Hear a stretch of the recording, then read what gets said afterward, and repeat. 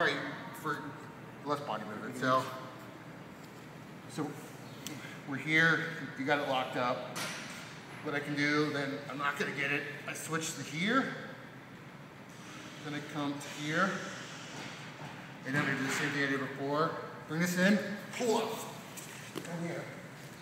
Nice. So that seatbelt will give you a little bit more leverage to go there. So one more time. Sorry. That's right. You can see it. So I'm here. I can't get it.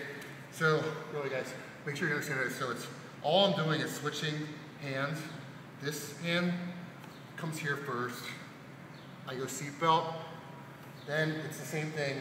I'm gonna windshield wiper my leg in. Pull it back here. And then, so guys, do that a couple times.